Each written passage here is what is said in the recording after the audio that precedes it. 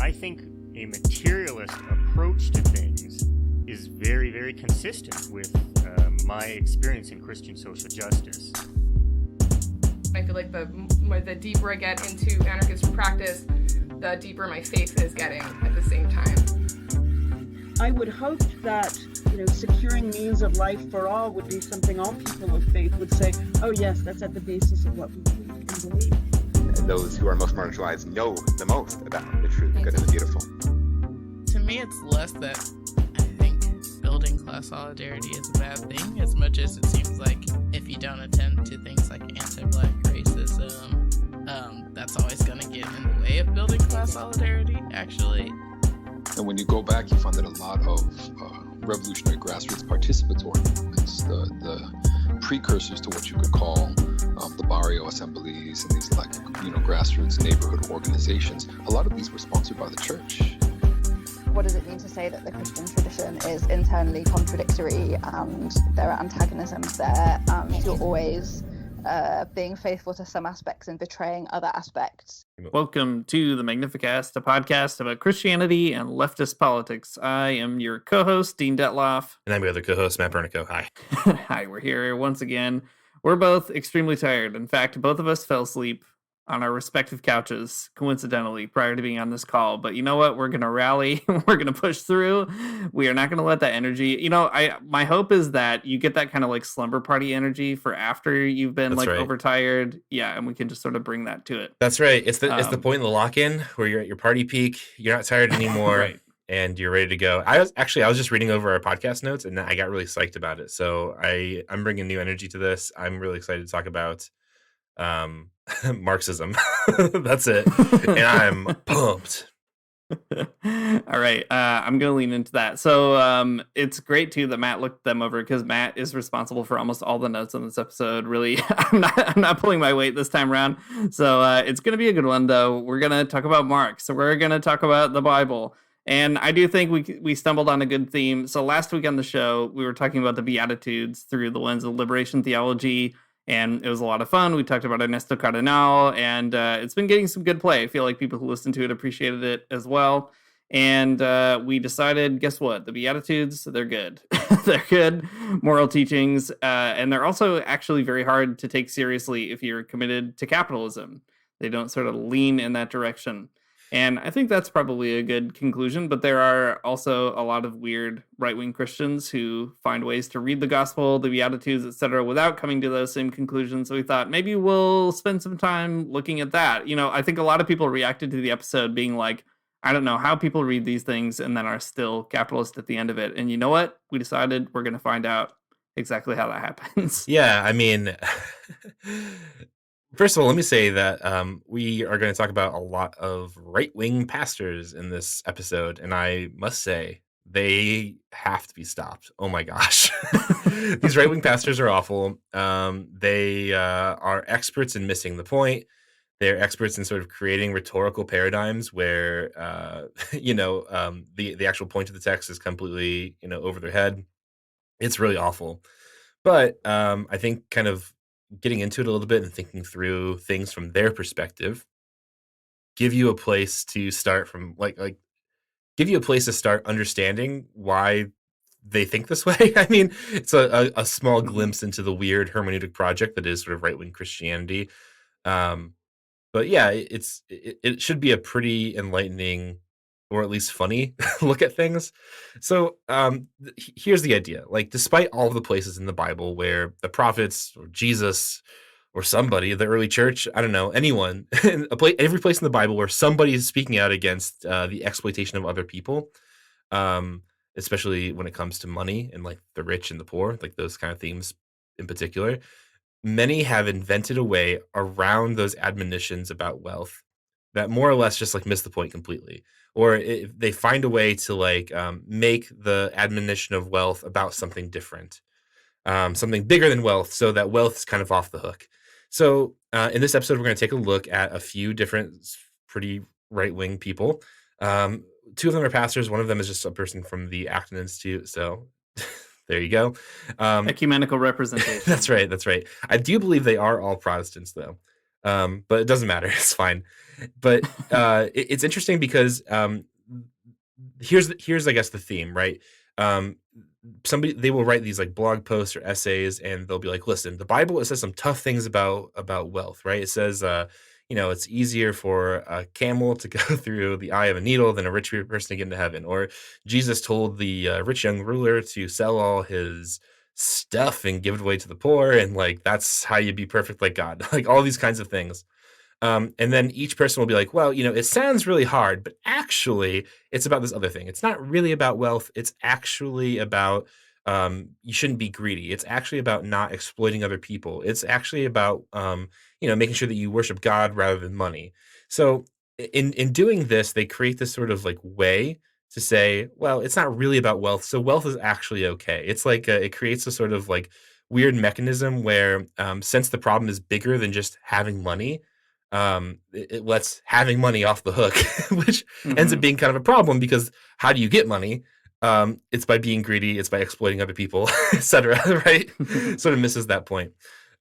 So anyways, I think ends up being an interesting piece of the puzzle. Like, why do people look at the Bible, like look at like the Luke or the Beatitudes or, the prophet Isaiah or whoever, and see all these admonitions of wealth and admonitions against people who are exploiting others for wealth and just ignore it?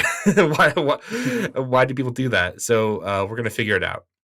Okay, Dean, I'm going to throw the first one at you here. You're going to love this one. I'm ready. I can't wait. Okay. This is from it's from a sort of dated blog post from the Acton Institute. And like, okay, if you want to find a representation of any bonkers political ideology on the internet, you totally can, right? It's all out there. The Acton Institute is an interesting repository of them all because they are all extremely bonkers. And this one is dated, but I picked it for a specific reason because it uses language in this very bizarre way. And also, I think it makes some big assumptions that I think are pretty prevalent among people on the right, people who are capitalists. And it's very silly. So I'll just throw it at you here. This is from a blog post called Views of Wealth in the Bible and the Ancient World by Scott B. Ray. Scott B. Ray, by the way, is, or they at least were a professor at Biola, so a really conservative Christian college. Okay, so Scott B. Ray writes, the Old Testament commands the people of God to keep the sabbatical year, in which the land was to lie fallow for 1 year and 7. This is in Leviticus. This is what we've talked about this on the podcast before. It's called the Jubilee. Your debts are forgiven. Your land goes back to you. The prisoners are set free, and so on. So this is the year of Jubilee, in which on the 50th year, all land was returned to its original land. Property had to be returned to an impoverished family member in order to give him or her the opportunity to make a living. These principles cannot be directly applied today because they are written to a society that revolved around subsistence agriculture, not a modern information age economy in which very few people are tied to the land to make their living. Rather, we must glean a general principle from each of these commands that can be applied to the different setting of today. Okay, so this is one rhetorical approach that people take to admonitions of wealth, or in this case, the year of Jubilee in the Bible. Dean, maybe you can talk a little bit about Jubilee in the Bible. It's a pretty straightforward thing that we've talked about before, but maybe you can remind everybody what it's about, and then we can talk about why this is a very strange thing to say.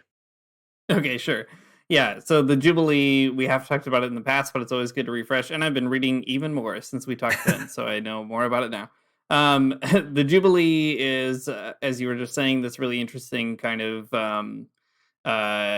piece of a cycle, basically, in the biblical economy, where at a certain point in every 7 years, there are all these kind of equalizations of debt and all kinds of things that are kind of like debt, right? Like you could give away yourself or another person in servitude, for instance, and after those 7 years are up, you gotta everything has to get back to normal or equalized. And it's actually really fascinating. So the Bible is not completely unique in this. In fact, there was like a big tradition in the ancient Near East of doing these kinds of things, like large scale, massive debt forgiveness. And on top of this, good for Scott Ray for not saying this, but a lot of other people will say, well, the Jubilee was like a good idea in the Bible, but of course it was never ever practiced. And a lot of ancient scholars now say that is not true. That's like a a story we tell ourselves to make ourselves feel better. Right. To assume that it was like so lofty a goal that it can never be accomplished, right? Because we live in capitalist societies. But in fact, it was often accomplished, and in fact, in ancient economies, it was necessary because, if your community is like at war or something, and everybody has like tons and tons of debt that they're struggling under, it's actually going to be really hard to, first of all, like boost morale for that war, and also to rebuild afterwards, right? So lots of interesting actual political reasons for debt forgiveness as well. Tons of like rulers were remembered for forgiving people's debts in the ancient world. And so what we find in the Bible is a kind of God-sanctioned debt forgiveness plan that is built into the political economy. So a really amazing moment. I should say, too, that it is not like an early kind of communist moment. Like the Jubilee doesn't redistribute wealth so that everybody is like at zero or kind of at the same, and then it's whatever, like an economic race of like mini capitalism for 7 years. Like that's not how it was. So sometimes we can over idealize it and assume that everything just goes back to this kind of moment of equality, but nevertheless, the forgiveness of debt is actually pretty massive. And Scott Ray is right to be frightened. You couldn't really do that in capitalism and have a a pretty standard wealth accumulation strategy. That's right. I guess to me the very strange part about this though is that like he says that the problem for him around a Jubilee now is that it's different. You can't do it because people aren't tied to the land to make their living in the same way, Right. which I think is a completely strange thing to say. I mean, like, in what way? I guess is that true? Plenty of people are still subsistence, rely on subsistence agriculture. Plenty of people are still really tied to the land. I mean, I don't know, Dean, think of all of these big Canadian mining companies that do own land and have keep it from the people who live there. I guess it's just to me kind of a bonkers thing to say. Yeah, for sure. I mean, on the one hand, like I'm sympathetic to a moment in this argument, which is to say the biblical political economy is there's not even a singular one, right? Yeah. Like the political economy in whatever's happening in Leviticus is very different from the political economy of ancient Rome and so on.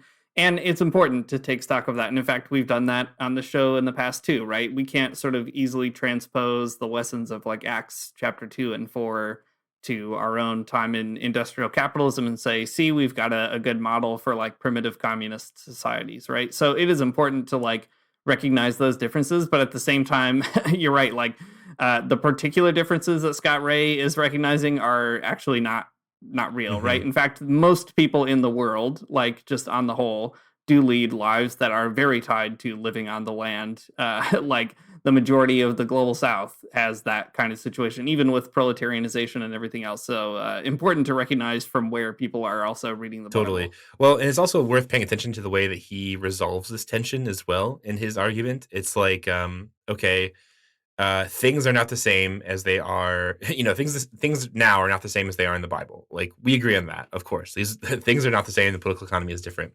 So he says that instead we have to glean a general principle from each of these commands that can be applied to different settings of today.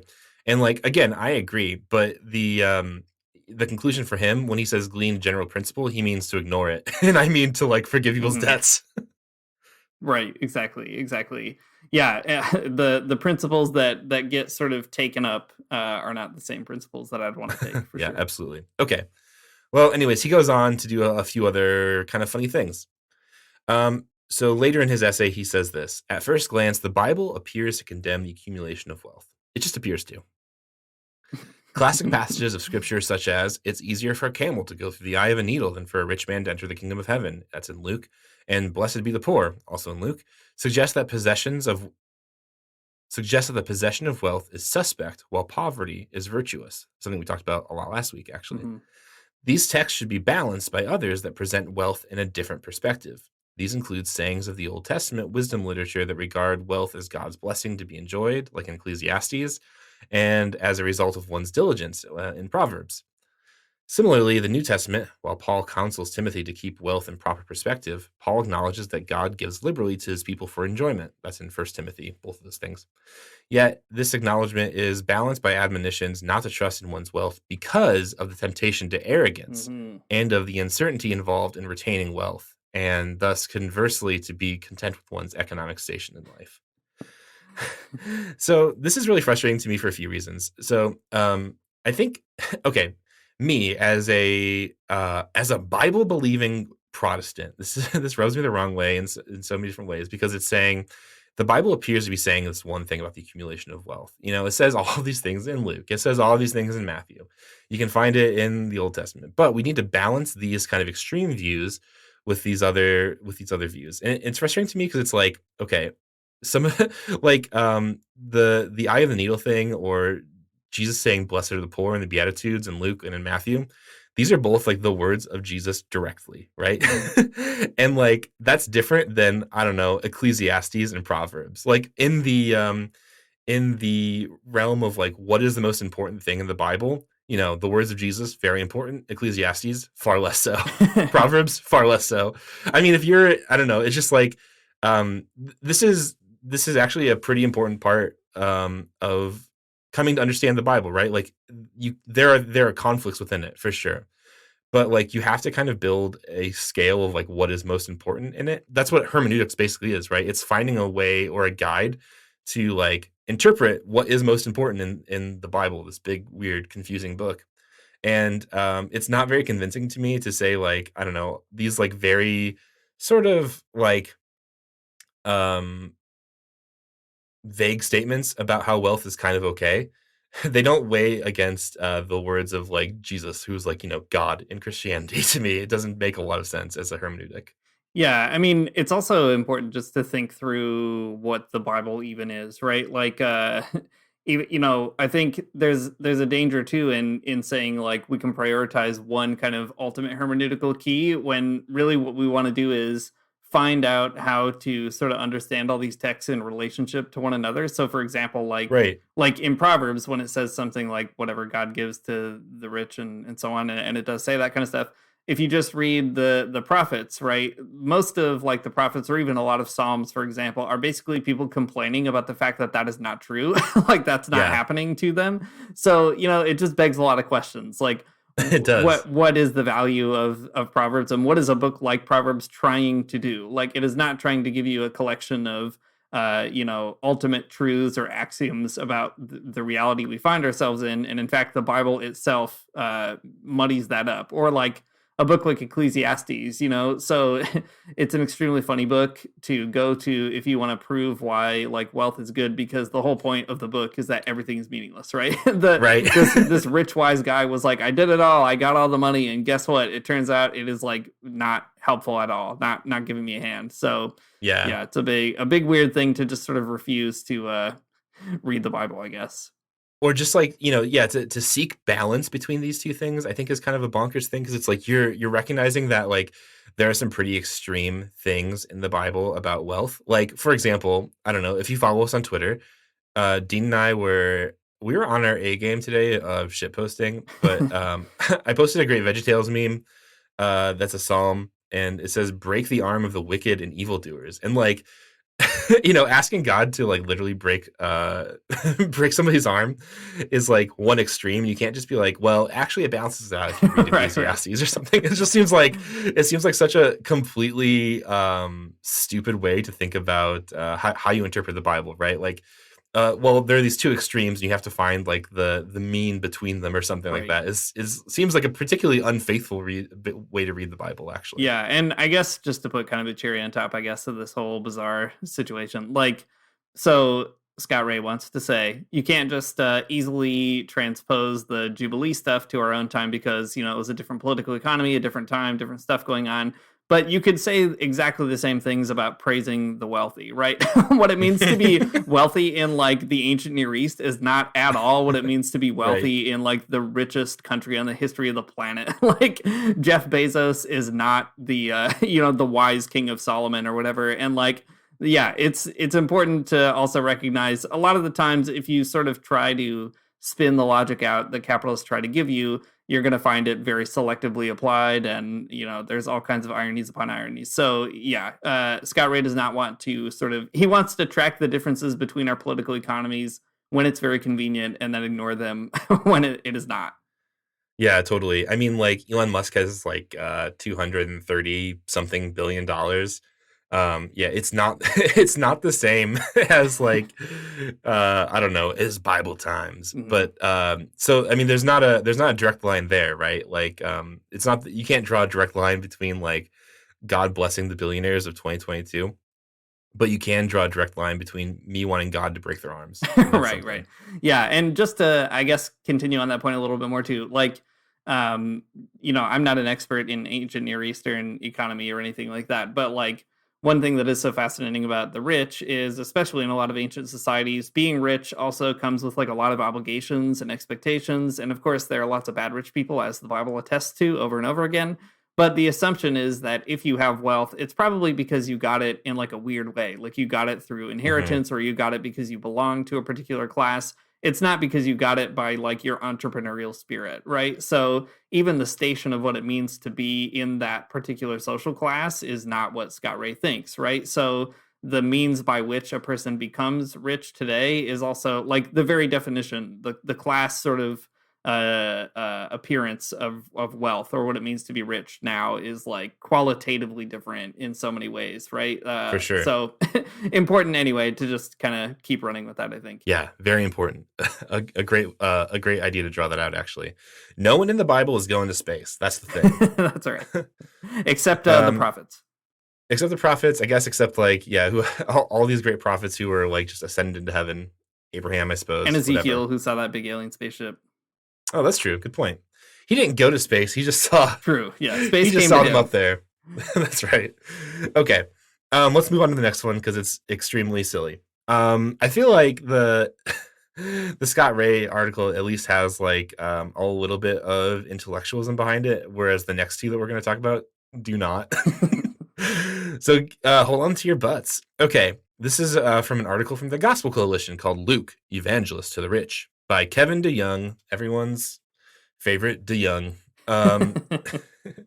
He's not too old. Extremely West Michigan name. Yeah, exactly. So this article is, at first, it's like kind of interesting because it's like, hey, have you ever realized that Luke is actually specifically speaking to rich people? And I'm like, oh, yeah, good point. It is exactly that. But then it kind of gets off the rails pretty quickly. So Kevin DeYoung is kind of like making the case that Luke is talking to rich people directly. And, you could read that a few different ways. But he posits that it doesn't mean that rich people are bad. It just means that they need to be Christians who get it. That's his phrase. Right. So he kind of comes up with these like 7 ways, a great listicle, that you can be a rich Christian and you can get it. Ways to get it. This is very, very obscure. Like, it's hard to know what this means. But anyways, I'll read it. It's great. What does it look like for rich Christians to, quote, get it? Importantly, getting it doesn't mean to feel constant shame for being rich. It's off to a bad start, right? It doesn't mean trading places with the poor, and it doesn't mean prophetic denunciations of material goods or income disparity, which, like, why not? It's exactly what's in there, man. Well, obviously you don't get it, Matt. I'm not one that gets it, that's for sure. Okay, so if you out there, listener, are a rich Christian and you would like to get it, this is how you can get it. Number 1. We believe that Christ is our everything, our all in all. We can't serve 2 masters. Okay. We repent, we turn away from cheating, swindling, or lying, and we make amends with those who we have mistreated. Mhm. If you're a rich person and you turn away from cheating, swindling, or lying, you will not be a rich person for long. We put Jesus before profit. Again, if you are a rich person and you do this, you will not be rich for long. We are generous. We give freely to help the poor and to further the cause of the gospel. Okay? We are good stewards. We don't try to manipulate our way to God by lying, putting on a show, or trying to accrue power with our wealth. We are always shrewd, but never power hungry. Mm-hmm.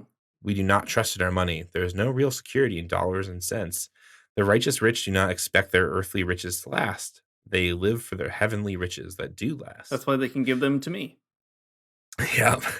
And finally, we demonstrate humility. We consider everything we have to be a gift from God. We are meek before others and meek before God. Except, like, not really, right?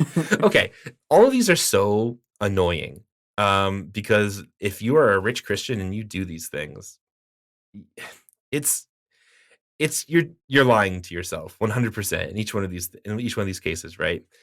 If what if you're a rich Christian and you think that you put Jesus before profit, but you still leave your office every day and you step over a homeless person on the way to get a coffee, like, no, you don't. You don't put Jesus before profit. You put profits first. You don't give a shit. The other one that really bugs me, we can talk about them more systematically in a minute, but I'm just kind of getting this off my chest because I need to. Of course. The number 6, the we don't trust in our money kind of thing, that there's no security in our money, is so annoying because Yeah. there's not a rich person on the planet that actually believes that. Yeah. Exactly. I mean, like, rich Christians will say this kind of thing, but they also have, like, one of those they have a pension. Exactly. They also paid for, like, I'm sure, a home security system. I'm sure Right. they've got, like, one of those cameras that records you as you walk past. It's just, like, so frustrating because, like, you don't believe this, but you're saying it just so you can kind of, like, feel a certain way, and I hate it so much. Mhm. Yeah, I agree. And I don't know, it's like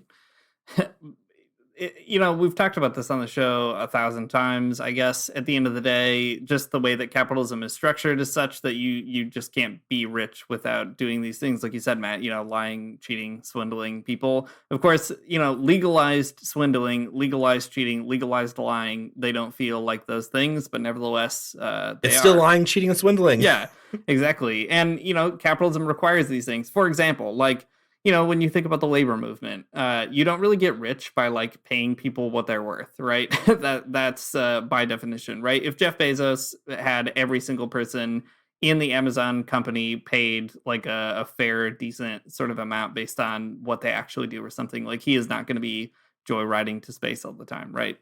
And so what does that mean? It means that basically he has to do what they did in Bessemer, right? The Amazon as a company has to cheat in union votes. It has to lie to people about what unions do. It has to swindle people out of their money in order by not returning to them the value that they create, right? Like, by definition, you can't do these things and also be rich. And I think it's just, it's embarrassing that Christians are, I guess, so bad at, like, thinking that way, because the whole point is that you're supposed to have a wider moral, ethical framework based on your understanding of what Christ calls you to. But here you have Kevin DeYoung, I guess, just being like, I don't know, the government says it's fine, so I guess it's fine. Yeah, I think bringing up labor is such a really important point around these topics because, like, okay, yeah, wage theft, workers lose billions of dollars in wage theft every year, right? We don't even know how much people lose because it's, like, so much of it goes unreported. That's cheating. And, like, because it's such a prevalent thing, because it's such a widespread thing, you got to know that there are a bunch of Christian bosses out there who are definitely stealing wages from people. Here's a wild fact that I learned. So in Florida, an awful one of the United States, if I do say so myself. There's some great parts, don't get me wrong, but also, come on, it's Florida. The people there are great. The state is awful itself. There are alligators. All right, I'll stop trying to justify why I don't like Florida, but just the same. Okay, so they won a raise in the minimum wage there, which is good for workers. It's a really slow wage, so it's, like, not, like, the best. It raises over a series of years. Whatever, it was 8 something last year. Now it's 10 something. You're on your way up. It's great. It's good for somebody, at least, marginally speaking. But here's the thing about Florida that I just learned a few weeks ago. In Florida, there are no real repercussions for wage theft. And in fact, like, there's not a single state level employee that is, like, whose job it is to make sure no one's stealing from people's wages. It's like there's nobody you can report it to at the state level, or you can report it, but, like, nobody's going to do anything about it. So, like, wage theft in Florida is, like, rampant. You can there's a bill there that's around wage theft, where people are trying to fight for changes in that. If you want to read more about it, you can go to the Florida Policy Institute and read about wage theft in Florida. It's extremely bad, but like it's a super widespread thing, and for sure, it's Florida, right? There are Christians who are doing it, and they are not turning from cheating, swindling, or lying because they don't even probably think that they're doing it, right? They just probably think that they're like, they're getting a little bit of something, that they deserve this, and their workers don't because they're lazy, because they're whatever, subhuman in some way in their brains. So they don't even think about it, I'm sure, as cheating, swindling, or lying. It's just completely bonkers. But like, because of the way capitalism works, they think that they're just like doing something that's okay, and they're not. Sorry. Yeah, that is huge. And again, so like there's wage theft in that extremely obvious way, right? Like you expect to get a particular wage and you don't, it's garnished off or not paid you entirely or whatever it might be. But again, like the structure of capitalism is such that basically, like, if you don't have democratic say over the kind of profits that your workplace generates, I mean, at the end of the day, the whole point is capitalists make money by thieving what should be yours, right? The wage in itself is a theft, because it's taking the value that you've created and deciding how much you deserve rather than actually paying you what you're worth. Yeah, that to me is like the fundamental problem here, right? Like, you can't say you're putting Jesus before profits and still engaging in wage labor, or that you still think that wage labor is good or preferable in some way, right?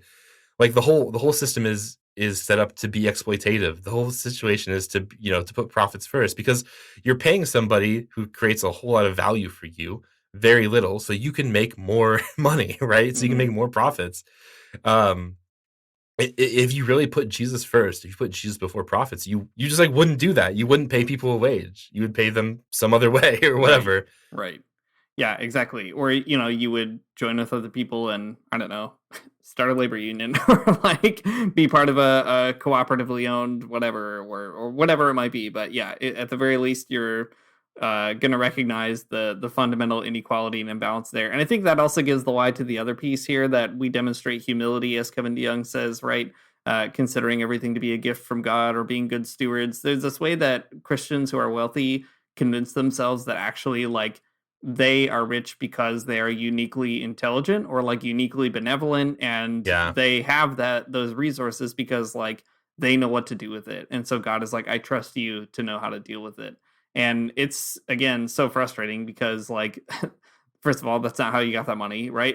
There's some pretty discernible ways in which that money came to you. But secondly, it by definition means that you're not going to be humble before other people. I mean, you already think that you're kind of in a class of your own. And yeah, it's a deeply kind of toxic self-understanding. Mm-hmm. Yeah, totally. All right, let's move on. Let's talk about a different person. All right. I'm mad at Kevin DeYoung, and I already talked about somebody. I need to be mad at somebody different. I need to move on. My anger has to find a new target. Okay. Here's another article from the gospelcoalition.org. It's called Jesus Loves Rich People, and it's from a celebrity pastor who I don't like a lot right now, and their name is Scott Sauls. Scott Sauls has been the target of a lot of people on Twitter lately. Lucas Kwong, who runs this account called Christians Against Xenophobia, has been like laying into this guy just kind of nonstop, and I am extremely here for it. It's very funny. Scott Sauls is like a celebrity pastor in Nashville, and Marsha Blackburn, who is an out-and-out white supremacist, is a part of his congregation, and Lucas Kwong has been trying to get him to like sort of denounce her or say that he disagrees with her, or just like try to talk to her and try to say anything about her at all. Yeah, exactly. But Scott Sauls like will not do it. Instead, he just like says sort of like increasingly right-wing sort of things, and it's very bizarre. Most notably, Scott Sauls is always it sounds like a joke. I don't know. He's always comparing himself to Hitler. That's his thing. Right. He's got a little bit of Paul in him. That's the good side, but he's also got a little bit of Hitler in him, is what he tells everybody. And here's the thing, is you got a little bit of Hitler in him, you should do some deep soul searching. You shouldn't be a pastor. You should go do something else. Go live in the desert. I don't know, man. Yeah, I agree. Okay, sorry. So go follow the Christians Against Xenophobia account and witness this firsthand. It's great. And you too can dunk on Scott Sauls on Twitter, and it's very fun. Anyways, Scott Sauls writes this: Jesus told a rich young ruler who was enamored with his wealth that he wouldn't be able to enter life until he sold everything and gave it to the poor.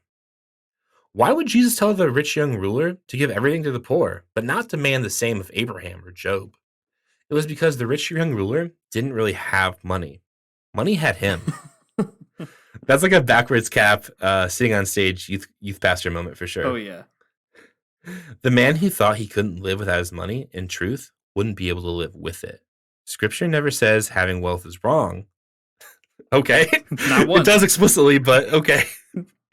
But it does say craving and serving wealth is the problem. Then it concludes with this sort of like very dramatic moment. Things are not always as they seem. Jesus looked at the rich man overtaken with greed, and Jesus loved him. Do we?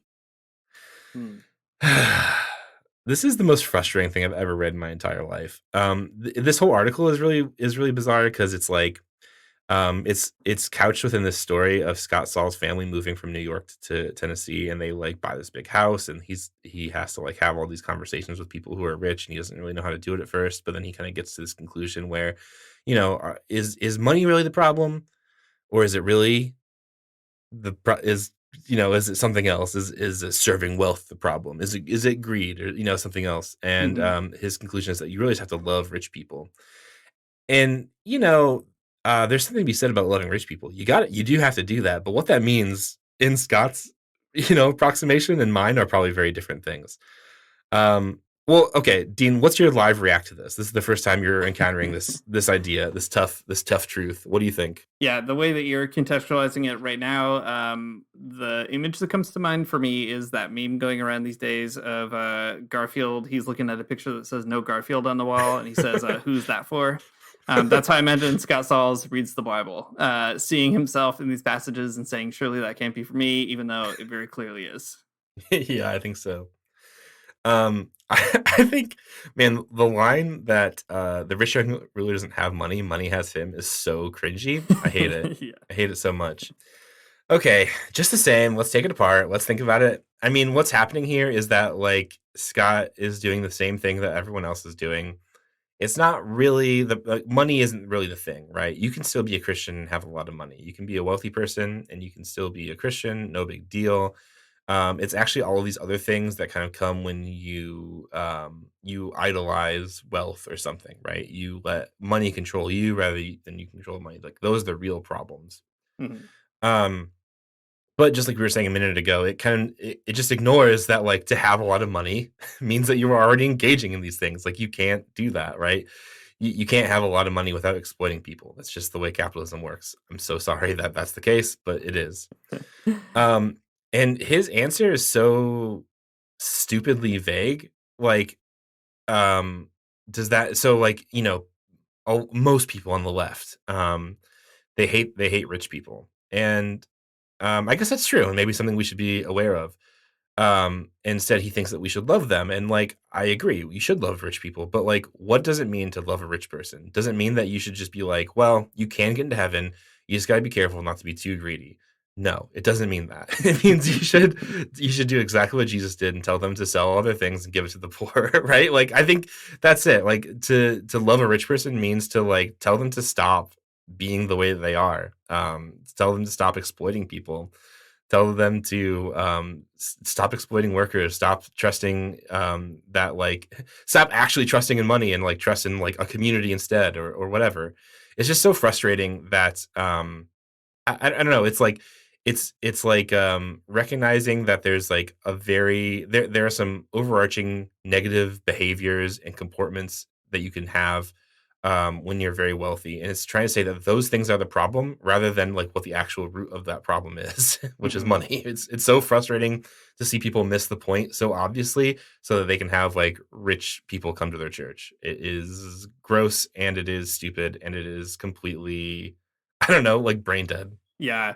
I mean, it's very funny because like the irony is, yes, Jesus does love rich people, and Jesus loves rich people enough to like tell them the very difficult truth that they should stop doing it, right? Like there's a kind of courage to that kind of love that pastors often don't exhibit. Yeah, it's like they don't love rich people enough to like think very hard about whether or not they're really damaging their soul, and what would it mean to like, get a little bit less in the collection plate by saying something like that. It would probably not feel very good, right? But again, the irony is kind of these pastors are always talking about how like God, like if you're reading the Bible and you feel uncomfortable, that's probably good. Like that's a sign that you're being touched by the Spirit or whatever. But nevertheless, they can't have those basic uncomfortable conversations that are like, it's not about wealth having you. It is about you having wealth. That is like by definition a kind of corrupting influence in the Bible, and it's a through line all the way through.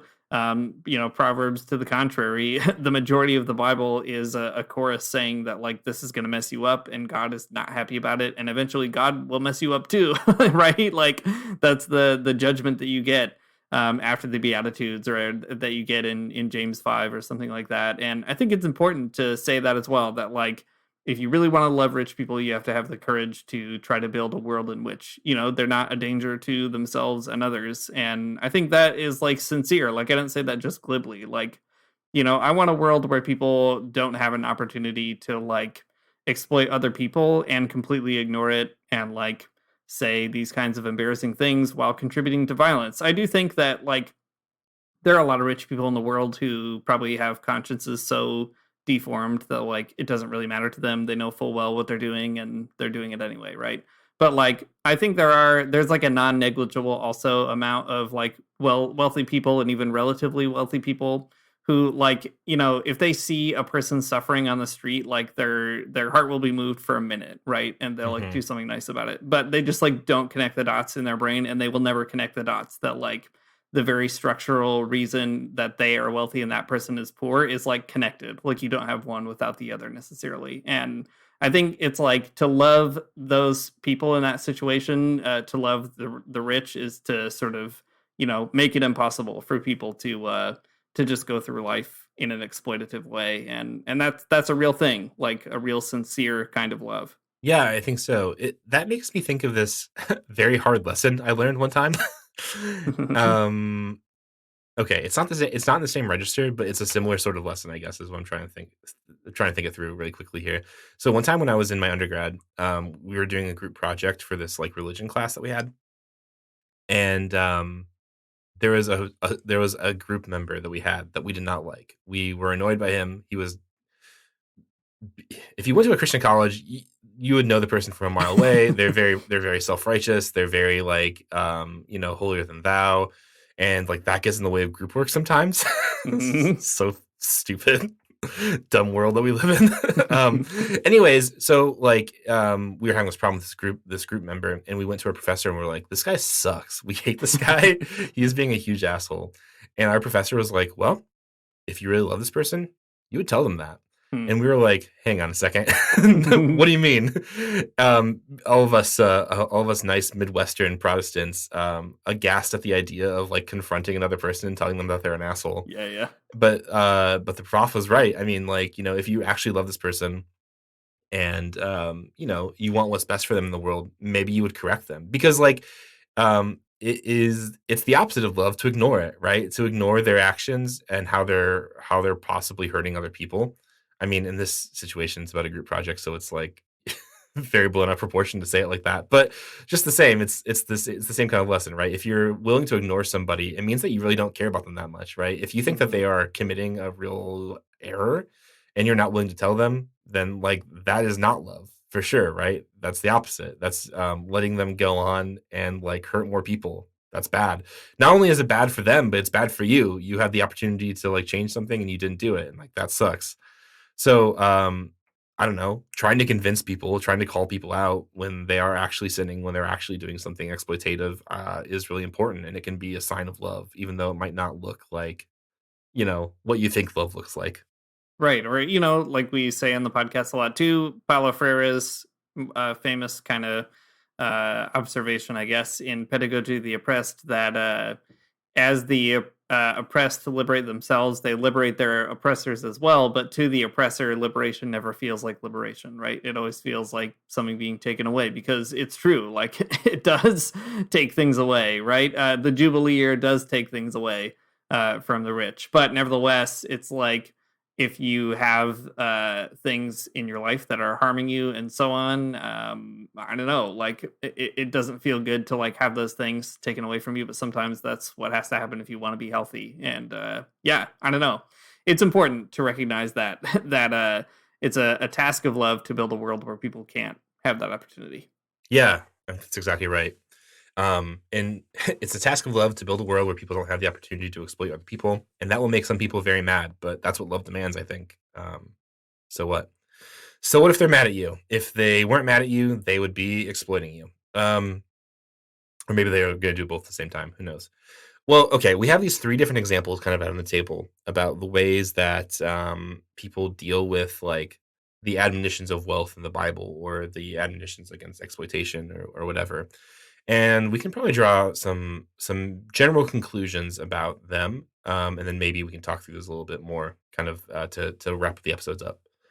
Each of these examples, the authors create a rhetorical framework that says, the admonition of wealth is not really about the wealth. It's about something bigger than just wealth. It's about greed. It's about worshiping money. It's about arrogance.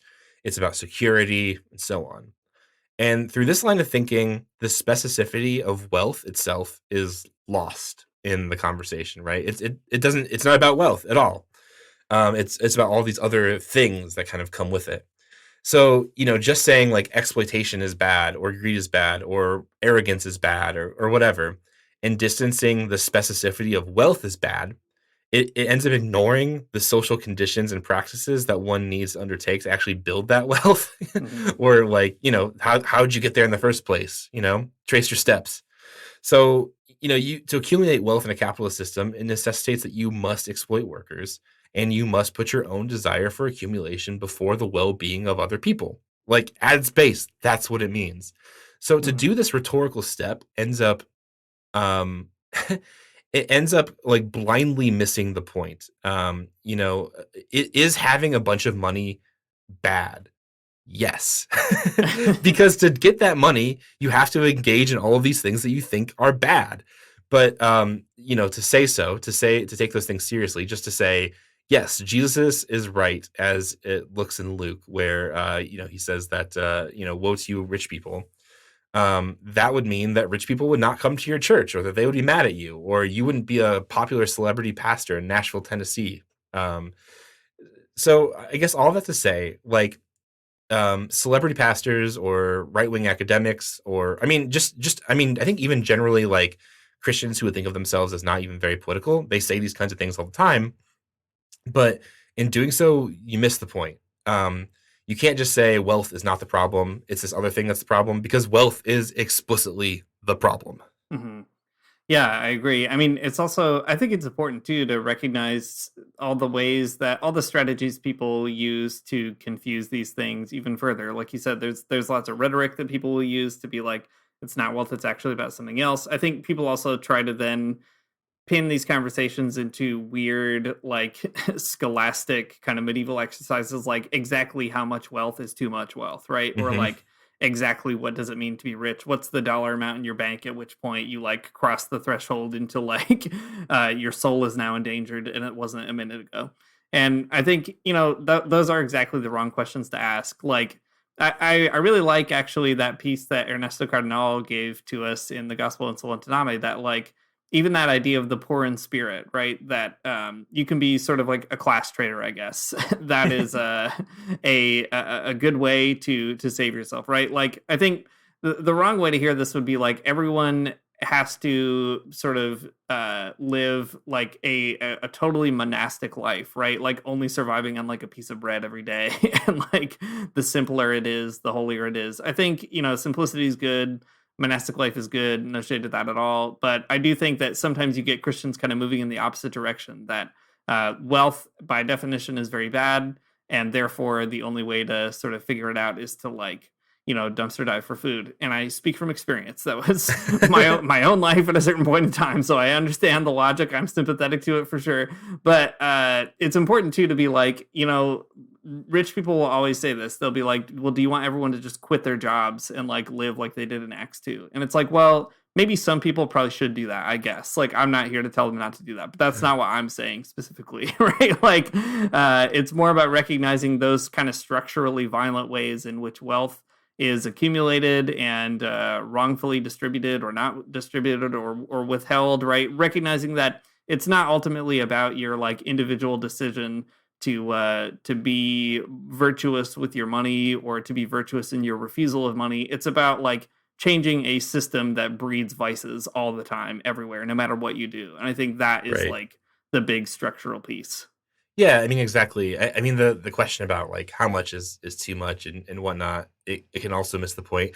I mean, it just reminds me, last week we were talking about the conference in Medellin, the document that kind of came out of that that talks about these 3 different types of poverty, right? There's like there's, poverty as a type of commitment, like voluntary poverty, which is like, a spiritual practice or something. And then there's a type of spiritual poverty as well, about being, poor in spirit, so you're like open to God. But then there's also the poverty is like lack of goods, which is just blatantly evil, right? Right. that deprives other people of things. And I guess like maybe that's how maybe we can do a little bit of a flip on that one too, right? Like if your wealth is doing that, then you're in trouble. That you're that you have too much. I guess you don't have to dumpster dive about it, but like that if your wealth is causing other people to have not enough, or if your wealth is explicitly built on other people not having not enough, then like you got a real trouble in your life. Right. The old Jeff Foxworthy saying. I feel like we would also, I think we're obligated to talk very, very briefly at the end as an appendix, I guess. None of these people brought it up, which is a surprise to me, but about the standard eye of a needle defense. Yeah, for sure. The rich person can't enter, or what is it? Why am I blanking right now? A rich person. It's easier for a camel to go through the eye of a needle than a rich person to get into the kingdom of heaven. Exactly. Yeah. So I'm sure everybody has heard this, right? The standard defense that I've heard at least is, this is you have to understand something extremely secret about ancient Near Eastern culture, which is that like the eye of the needle is actually a little gate that enters into the city, and it's really hard to get a camel through it, but it can be done. It's just difficult, right? That's the camel has to get down on its knees is the way I've always heard it told. Yeah, sure. I mean, I'm sure there's all kinds of incredible symbolic, metaphorical significance to this fictional gate. And I heard this in youth group. I remember when I was asking those questions as like an extremely annoying, angsty Christian teen anarchist. I heard it from even like, I think I had a New Testament professor in my undergrad who said it. But surprise, it is completely made up. Not true. There is no evidence that this thing exists. It is like a completely made up hermeneutic that is not present anywhere. There are like some other ways in which even in the early church, people like kind of played around with that passage and found different things to sort of interpret it as. But most biblical scholars also see it as like Jesus offering a very hard teaching. And I think it's important to preserve it that way too, right? To refuse like, no, but Jesus is not defusing his language by referring to like a made up custom. It's like a very hard teaching. And that's why the young rich ruler goes away extremely sad, very bummed out. Yeah, I was doing a little bit of reading on that today, actually, because I know that it is fake. I just wanted to get the details right. But it's apparently a very old and pervasive myth that goes back to like the 1400s or something, which is wild. So, 1400 years after Jesus died, people were like, actually, it's about a camel going through a gate. Well, this is, it's a good lesson from Marxist historiography of Christianity, which is, of course, not always good in itself. But like Karl Kautsky raises what is kind of a common sense point, I guess, but, more common among Marxists, let's say. The church has this kind of real, he calls it a class hatred for the rich. This is in his Foundations of Christianity. He calls it a class hatred. And he says, early Christianity is marked by it. There's a lot of early church fathers who have a lot of nasty things to say about rich people. But he says at a certain point, that primitive communism we see in Acts 2 and 4 of everybody sharing their possessions, it becomes unsustainable. There's too many mouths to feed. There's not enough property going around. There's no productive strategy, so you can't really renew that process, right? So what do you have to do? You have to find funding, right? You gave away all your vineyards. It was a bad idea. Now you can't make anything, right? So you need to go knock on the doors of rich patrons who can actually sustain the community, and that inevitably starts to sort of water down the class hatred.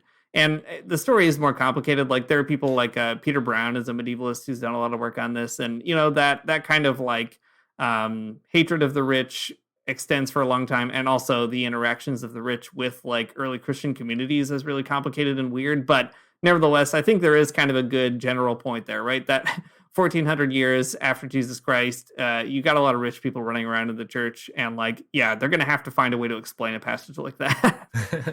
It's just like that old saying: the communism of consumption is just using up other people's vineyards. Yeah, exactly. You need that communism of production. That's where the good stuff is. Yeah, maybe this is a good note to end on. So speaking of the communism of consumption in Acts, we talked about this great book in a past episode called Communism in the Bible by the Mexican liberation theologian Jose Porfirio Miranda. It's a really fun, slim little book. It's great. It goes through so many fun biblical texts and common arguments like anti-communist arguments and so on. And it opens with a great text that I think also fits with that stuff we were reading from Scott Ray. So in the book, Miranda says, for a Christian to claim to be not only anti-Marxist, but anti-Marx as well, is probably owing to not having read all of Marx, and the repugnance is a symptom of simple ignorance. But when all is said and done, I do not really care. I'm under no obligation to defend Marx. But for a Christian to claim to be anti-communist is quite a different matter, and without doubt constitutes the greatest scandal of our century. A little bombastic, but okay. Yeah. The notion of communism is in the New Testament right down to the letter, and so well put that in the 20th century since it was written, no one has come up with a better definition of communism than Luke in Acts 2:44-45 and 4:32-35. And Miranda also goes on to say later on that the fact that is present in the text, like, you get all the time people doing the Scott Ray move, right? Of saying, well, it was a different time, it was a different political economy, we don't have to do that anymore. And Miranda makes this brilliant argument where he says, even if you think that that's true, nevertheless, you have to admit that the Bible says that communism is at least permissible, like it has been practiced in this particular way. And that is, in fact, the model by which the early church responded most immediately to the resurrection. So whatever principles you want to draw from that, I guess you can try your best to figure them out. And we do have to think harder about it. But my guess is you're going to have a pretty hard time drawing principles from that situation that lead to, like, and that's why the rich are just fine. Yeah, I mean, you can do it if you're committed to it by ignoring most of it. Yeah. Which is a strategy, I mean, for sure. I mean, listen, there are plenty of parts of the Bible I also ignore, and that's fine. But like, it seems to me that some of these, a lot of these teachings and admonitions of wealth and warnings against exploitation and complaining about exploitation are pretty fundamental to the text. And I think if you ignore all of them, you're not going to have a whole lot of Bible left for you to read. So I don't know, man. Good luck, Scott Sauls. Good luck, other right-wing pastors. If you ignore these things, or if you just kind of neutralize them, what does your Christianity have to say to people? Not much. Rich people are good? That sucks. That's boring. That's the society we already live in. Like, that's the reality of the world. And the Bible actually says something, I think, a little bit more interesting than that. Yeah, not very loving. That's right.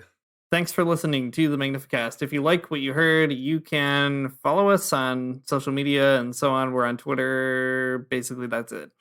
You can support us on Patreon at patreon.com/the Magnificast, and we appreciate all of the really great folks who do.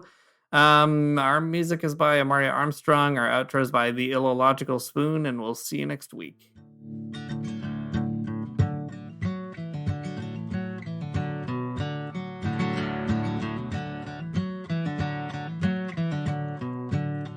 I don't wanna get up for church in the morning, souls alive. Heaven come to earth and there won't be no church. We'll meet down by the riverside. There we'll swim with all creation, never get tired, never bored. Don't worry, someday there'll be no dam between us and our Lord.